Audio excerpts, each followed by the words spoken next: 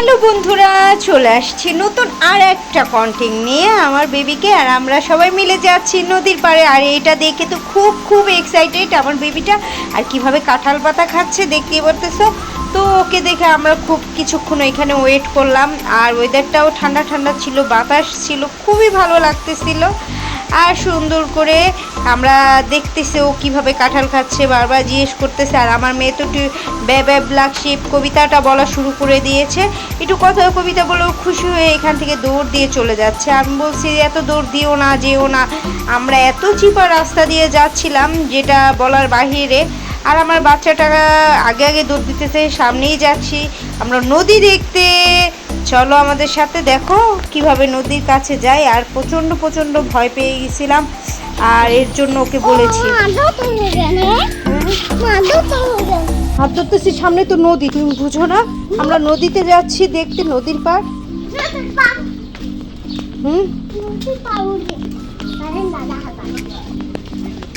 আবার তুমি দৌড়ে যাচ্ছ গা।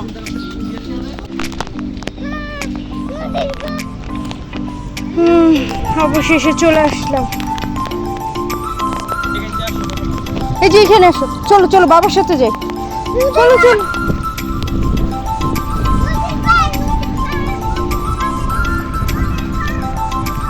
হ্যাঁ, তুমি কেন দৌড়ো? আমি সেটাই বুঝে পাই না।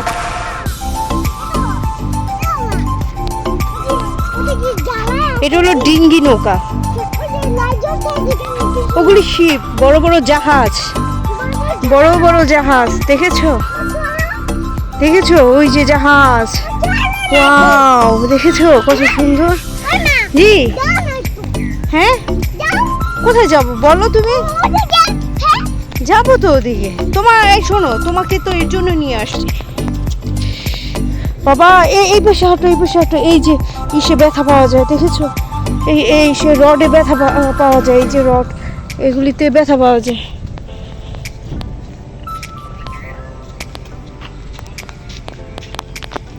এটা একটা টাওয়ারের মতো, আরফেল টাওয়ারের মতো, দেখেছেন? আমাদের বাংলাদেশেও আছে। তো নারিকেল গাছ,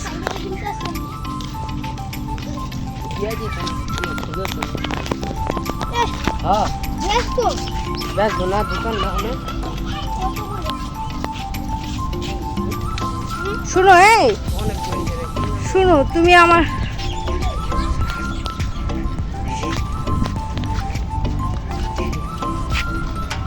এটা হলো শীতলক্ষা।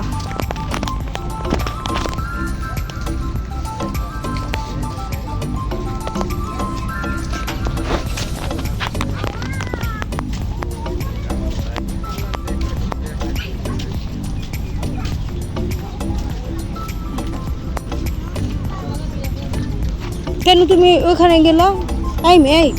এই কেন যাইতেছো মার হাত? তুমি আসো আম্মুর কাছে আসো।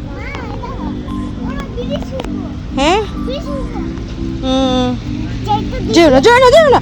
এই মেয়ে, তোমার কিন্তু অনেক কলিজা, আমি কিন্তু মারবো। এই দেখো গাছ উঠাইতেছে, দেখেছো? রাত্র হয়ে যাইতেছে গা, দেখেছো? ওই দেখছো ও শাড়ি পরেছে, দেখেছো? এরাও শাড়ি পরেছে, ঘুরতে আসছে। মাঝে আসলে ভাল লাগে না? হ্যাঁ, তোমার ভাল লাগতেছে সত্যি?